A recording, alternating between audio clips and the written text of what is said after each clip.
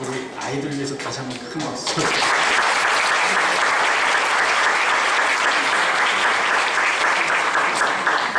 하나님 아버지, 우리 주 예수 그리스도로부터 오는 은혜와 평강이 이 자리에 계신 여러분과 함께 하시길 주님의 이름으로 축원합니다. 아멘. 오늘은 참 특별한 날입니다. 사실 뭐 아이들이 이렇게 찬양해서 특별한 날은 아니고요. 오늘이 몇 월 며칠입니까? 네, 11월 11일 빼빼로데이입니다. 그래서 뭐 11월 11일 빼빼로데이라서 또 특별한 건 사실은 아닙니다. 오늘이 특별한 이유는 사실 우리 루터교에게는 아주 정말 특별한 날이기 때문에 그렇습니다. 오늘은 종교개혁자 마틴 루터가 1483년 11월 10일에 태어나서 그 다음 날인 11월 11일 소위 빼빼로데이에 세례를 받게 되는데요. 바로 세례받은 날이 오늘입니다. 정작 오늘이 또한 우리에게 또 중요한 이유는 세례받은 날이기 때문이기도 하지만 500년 전 16세기의 종교개혁 기념일로 이 루터가 세례받은 날을 종교개혁 기념일로 모여서 함께 예배하던 날 중에 하나가 바로 오늘이기 때문에 그렇습니다. 지금의 10월 31일을 종교개혁 기념일로 이렇게 정해놓고 그날을 기념하고 있지만 16세기만 하더라도 종교개혁의 의지를 따라서 다짐하고 그렇게 함께 모여서 개신교 진행에서 함께 모여 예배하던 날이 여러 가지 있었는데요. 그 중에 하나는 바로 11월 11일입니다. 물론 우연이겠지만 오늘 복음서 본문도 사실은 종교개혁 정신과 연결시킬 수 있을 만큼 아주 적절한 본문인 것 같습니다. 오늘 우리는 교회력 복음서 본문으로 마가복음 12장 38절에서부터 44절까지 말씀을 함께 읽었습니다. 거기에는 남편을 잃고 홀로 된 여인이 두 렙돈을 들고 헌금함 안에 앞에 서서 헌금함에 넣는 이야기가 나옵니다. 보통 이 사건은 교회에서 헌금 설교를 위해서 뽑아드는 가장 대표적인 본문이기도 하지요. 헌금할 때는 바로 여기 나오는 이 여인처럼 온 마음과 정성을 다 바쳐야 하나님의 복을 받는다 라고 하는 식의 설교가 통상 우리가 들어오던 이 본문의 설교입니다. 하지만 이 본문의 앞뒤 맥락 그리고 당시의 문화상을 우리가 좀 고려해 본다면 오늘 우리가 함께 읽은 복음서 본문은 절대로 헌금 설교에 이용되어서는 안 되는 말씀이라는 것을 알게 됩니다. 외래 이 본문은 헌금과는 전혀 상관도 없고 그 반대로 성전과 종교 지도자들의 부패를 고발하며 개혁을 요구하던 종교개혁의 본문 그 목적을 가지고 있다고도 볼 수가 있습니다. 이제부터 그 이유를 여러분과 함께 성서 본문을 통해서 좀 찾아보려고 합니다. 오늘 복음서 본문을 함께 펼쳐놓고 보시기를 부탁을 드립니다. 우리가 함께 읽은 마가복음 12장 38절 말씀에 보면 이렇게 되어 있어요. 39절까지 긴 옷을 입고 다니는 것과 시장에서 문안받는 것과 회당의 높은 자리와 잔치의 윗자리를 원하는 서기관들을 삼가라 라고 하는 말씀이 38, 39절 말씀입니다. 여기에서 나와 있는 긴 옷이라고 하는 것은 사실은 옷이라고 하는 것은 예로부터 자기의 신분과 직분을 나타내는 중요한 도구이기도 하죠.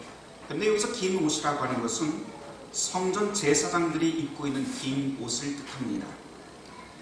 이 긴 옷이라고 하는 것은 성전 제사장들이 하나님을 섬기기 위해서 입혀놓은 것인데 그 다음 말씀에 보면 이 긴 옷을 입고 시장에서 문안받는데 문안을 받고 있다라고 되어 있습니다.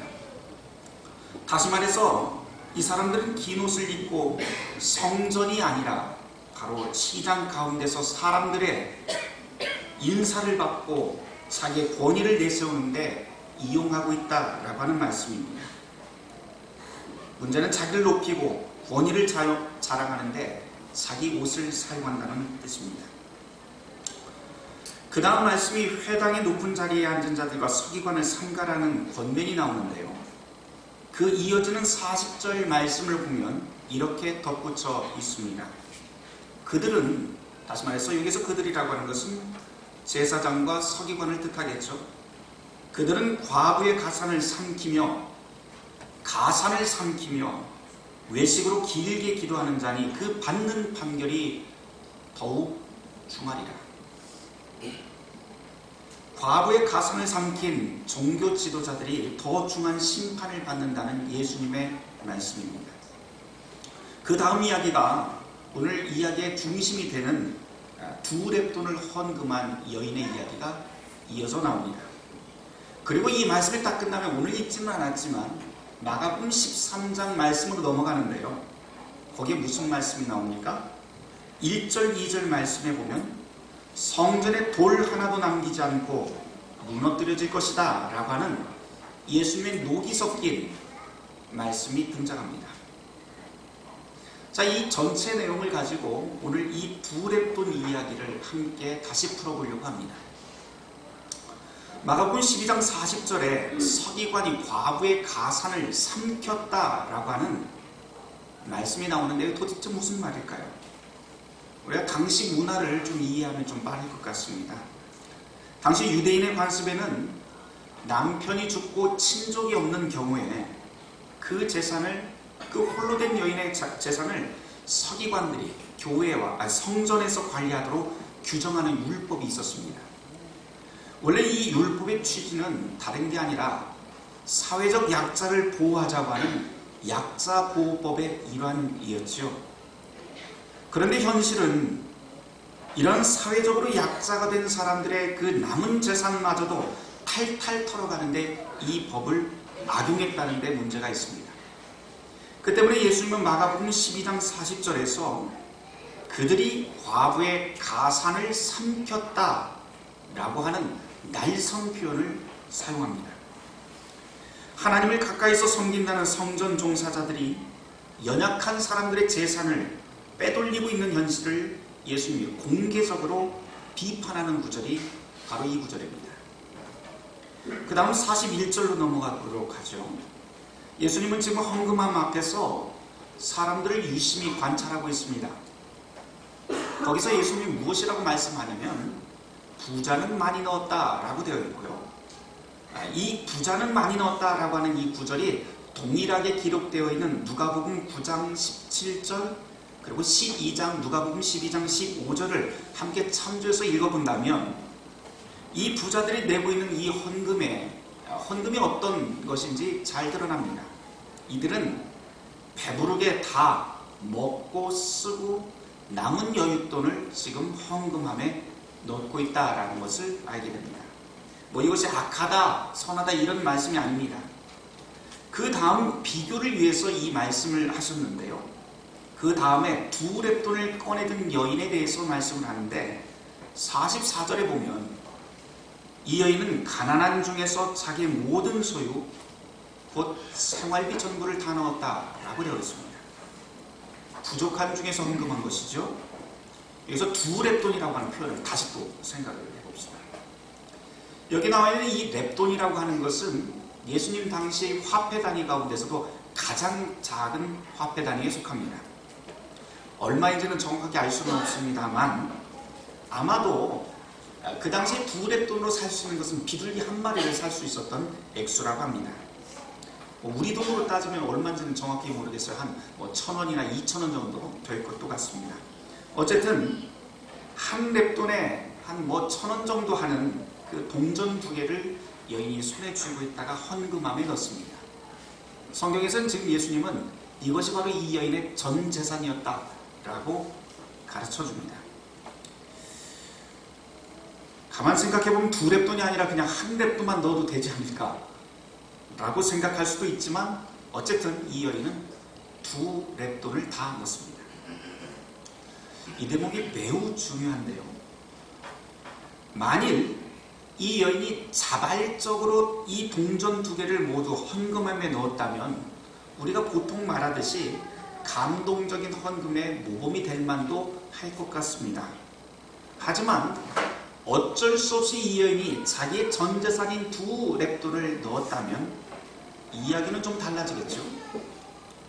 그래서 실제 상황을 한번 고려를 해보게 됩니다.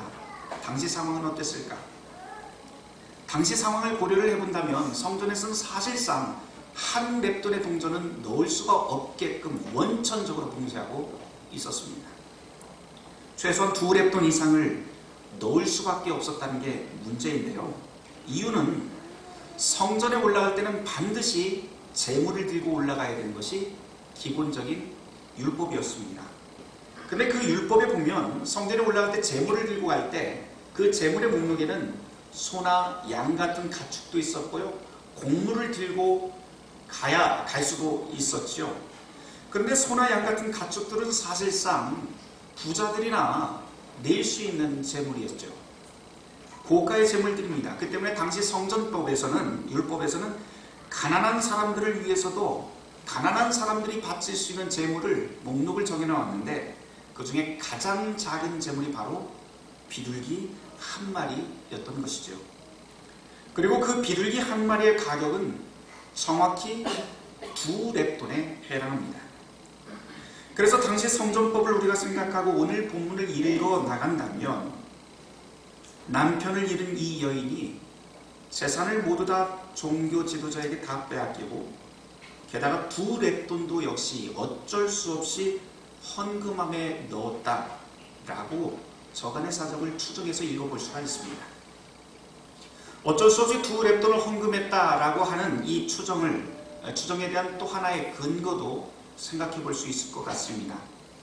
오늘 본문을 잘 읽어보시면 예수님은 이 여인의 행동을 칭찬하지 않습니다. 어찌 보면 43절, 44절 말씀이 칭찬같이 들릴지도 모르겠지만 냉정히 다시 한번 읽어보시면 이것은 칭찬이 아니라 그냥 있는 그대로의 평가일 뿐입니다. 그 구절 어디에도 이 여인의 헌금이 참으로 아름답고 복되다, 이런 게 진짜 헌금이다, 그런 말씀 어디에서도 찾아볼 수 없습니다. 다만 예수님이 말씀하신 것은 이 여인의 헌금이 다른 사람보다 많다라고만 말씀합니다. 오늘 이 사건들을 종합해보면 이 본문은 홀로 된 여인을 모티브로 삼는 아주 특별한 말씀이기는 한데 사실은 이 여인에게 목표가 있는 것이 아니라 사실은 성전의 부패를 고발하는 시사고발 사건이라고 볼 수 있습니다. 종교 안에 가지고 있는 그 법의 정신을 무시하고 약자들을 착취하고 권위를 내세우는 그 고발에 대한 말씀이 바로 오늘 말씀입니다. 여기서 예수님이 이 2렙돈이 이 가련한 여인의 전 재산이라고 언급하시는데 남편을 잃은 다음 이 여인의 삶이 불보듯 뻔하게 보입니다. 어느 곳에서도 보호받지 못하고 경제적인 혜택을 받지 못하기 때문에 이 여인은 분명히 스스로 막리를 해서라도 하루 끼니를 연명하는 삶을 살았을 겁니다. 그렇게 그날 번 돈이 2렙돈이었던 것이죠. 그리고 성전법이 정한 대로 법을 지키기 위해서 성전을 찾았을 겁니다. 그리고 그날 번 모든 돈을 성전 헌금함에 넣게 됩니다. 왜요? 법이 그렇게 정해놨고 서기관과 제사장들도 역시 매일같이 이 법을 이용해서 헌금하도록 가르쳤기 때문입니다. 그럼 왜 제사장과 서기관들은 그렇게 성전에서 가르치고 설교했을지 또 한 번 생각해 볼 만합니다. 역사를 떠올려 보면 이유는 간단히 해결됩니다. 지금 예수님과 이 여인이 있는 예루살렘 성전은요, 헤롯 대왕이 46년 동안 백성들의 고혈을 뽑아서 세운 성전인데 그 자금을 충당하기 위해서 구약에 나왔던 그 율법, 다시 말해서 약자를 보호하라고 하는 그 율법을 이용해 겁박하는 가르침을 설교하게 됩니다. 순진하고 불쌍한 이 여인은 오늘 끼니를 거르고라도 지옥에 가지 않기 위해서 자기 일당을 모두 다 헌금한 것이죠. 이 사건 다음에 곧바로 13장 말씀이 이어지는데 이미 말씀드렸다시피 13장 말씀은 바로 그런 성전이라면 돌 하나도 남김없이 다 무너뜨리겠다라고 하는 예수님의 진노입니다. 이렇듯 성경을 읽다 보면 시대와 우리의 통념을 통렬히 비판하고 새로운 개혁의 역사를 새롭게 열도록 우리를 추동하는 본문들을 만나게 됩니다. 우리가 이 본문을 통해서 분개하게 되는 것은 단지 2000년 전에 이 여인의 억울한 헌금 때문만은 아닙니다. 오늘 이 본문 속에서는 2000년이 지나도록 변하지 않는 우리의 모습이 그대로 투영되고 있기 때문이죠. 약자보호법을 왜곡하고 오용하는 성전의 모습을 통해서 긴 옷을 입고 거리를 활보하며 자기 직무와 상관없이 자기의 권위를 내세우는 모습 속에서 하나님을 가장 잘 알고 있다면서도 약자를 외면하는 서기관의 모습을 통해서 오늘 우리의 국가와 교회 현장의 모습을 마주하게 됩니다.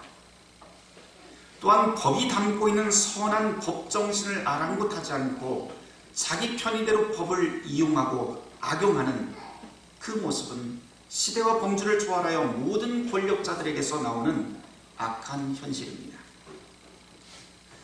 루터가 대결의 문답을 1529년에 쓰면서 10계명을 설명하는데요.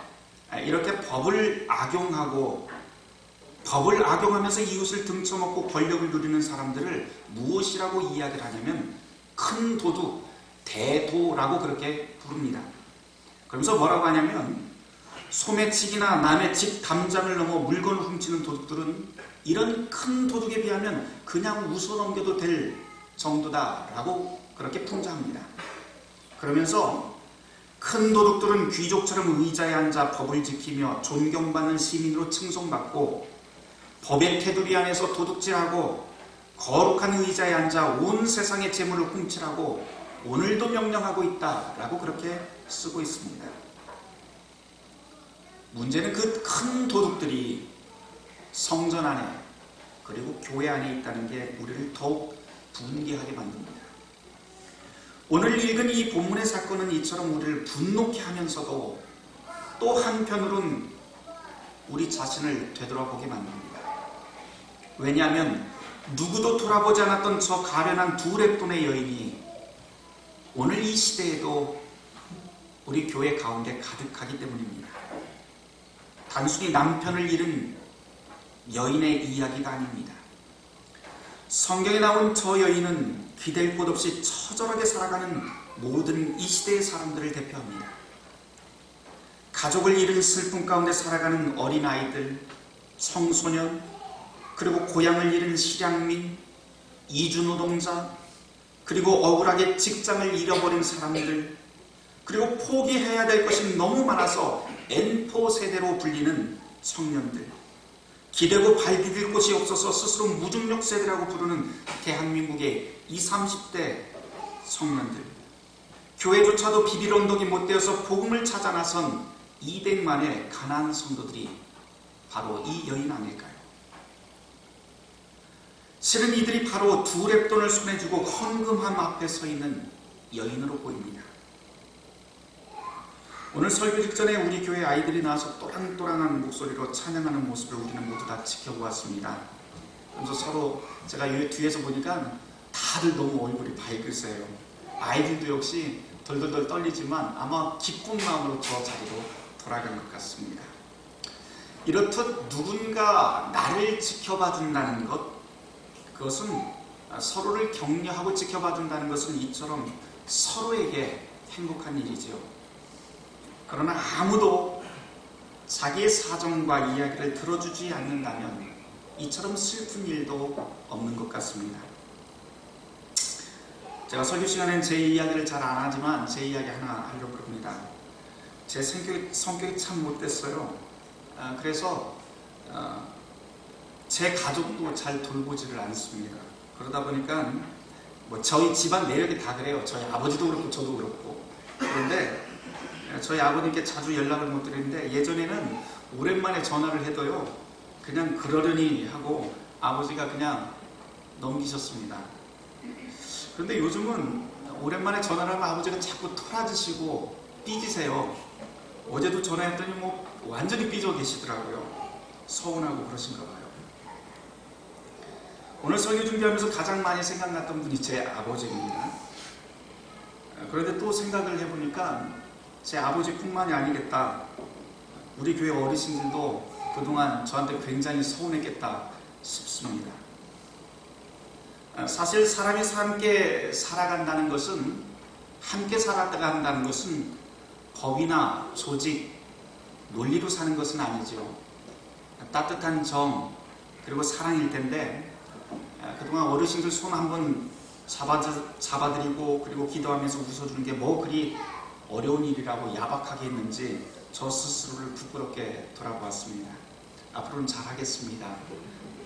혹여 서운한 게 있으면 야, 저 최 목사는 원래 집안 내력이 그래서 그럴 거야 하고 따뜻하게 여러분들이 좀 이해해 주시고 먼저 다독여 주시기를 부탁을 드립니다. 어린아이들이든 어른이든 모두 이렇게 서로를 돌아보며 격려해 주는 것 참 중요하죠. 한 교회 식구라면 서로의 이름도 좀 물어보고 어디 사는지도 물어보고 무슨 일을 하고 있는지 어떤 일이 있는지 서로의 이야기를 경청하며 다독여 주는 것 얼마나 아름답겠습니까? 어린 아이 그리고 어른들 이야기도 했으니까 또 중간 세대 이야기도 좀 하나 해야 될 것 같아요. 한국교회에서 청년들이 사라지고 있는 건 사실 어제 오는 일이 아니죠. 보통 교회에서 20, 30대 청년 수는 교회 출석 총 인원에서 3%에서 7%로 그렇게 잡는다고 합니다. 이게 보통이라고 합니다. 그러니까 20살에서 39살까지 우리 교회에 오늘 참석한 사람 중에 손들어 그러면은 3명 내지는 7명이면 그게 정상적인 교회라고 그렇게 부릅니다. 100명 출석 교인이면 20에서 39살까지 한 7명까지 되면 뭐 정상적이다라고 볼 수 있습니다.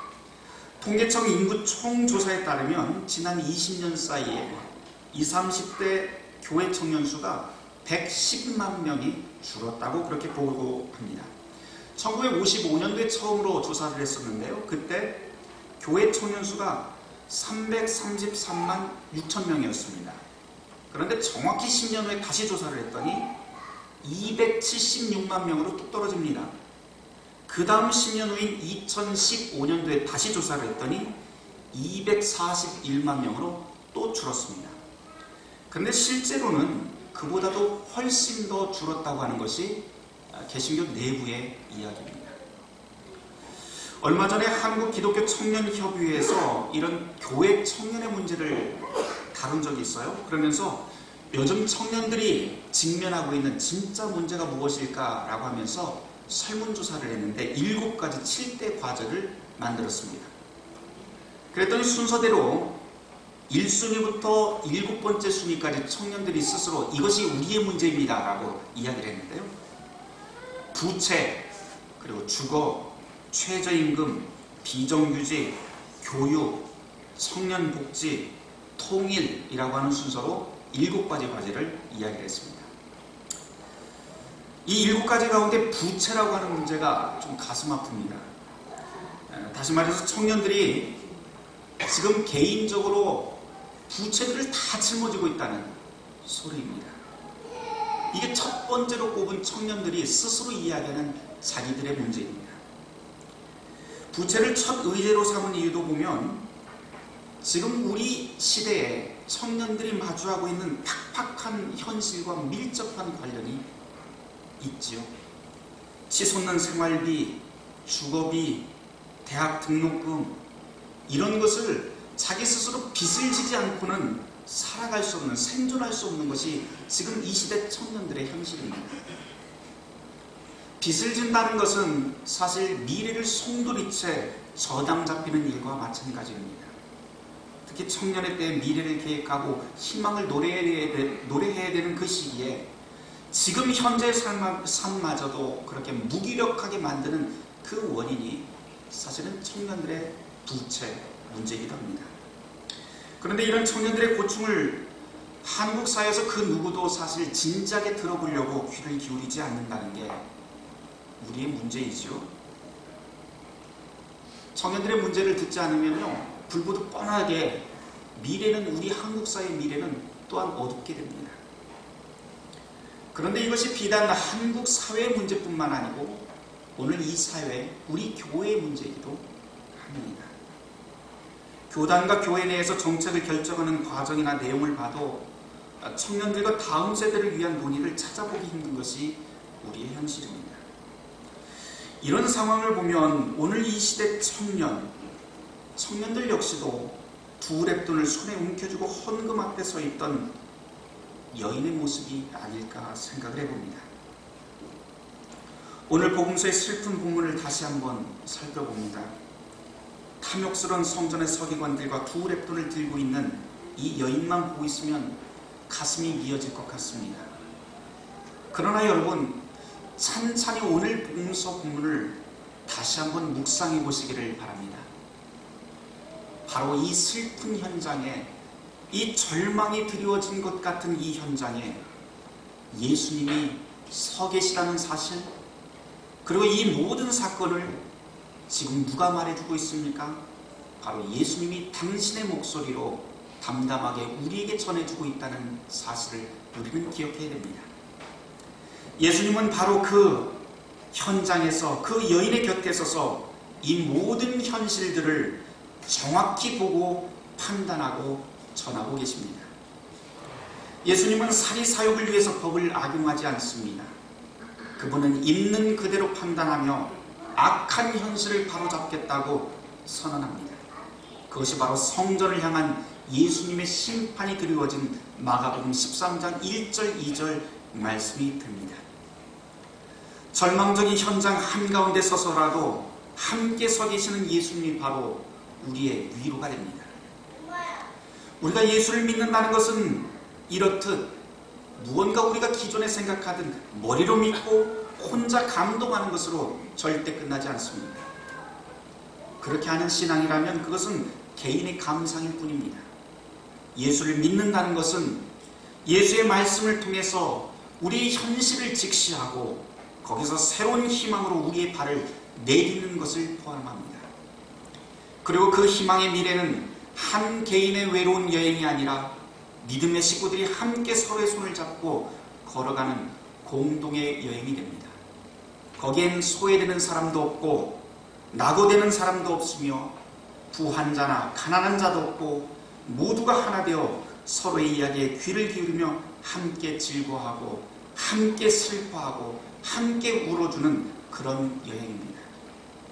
우리가 함께 걸어가는 그 믿음의 여정에 예수 그리스도가 동행하십니다. 사랑하는 성도 여러분, 바라기는 이 복된 신앙의 여행에 그리스도와 함께 동행하는 여러분들 되시길 주님의 이름으로 축원합니다. 모든 지각에 뛰어난 하나님의 평강이 그리스도 예수 안에서 너희 마음과 생각을 지키시리라. 아멘.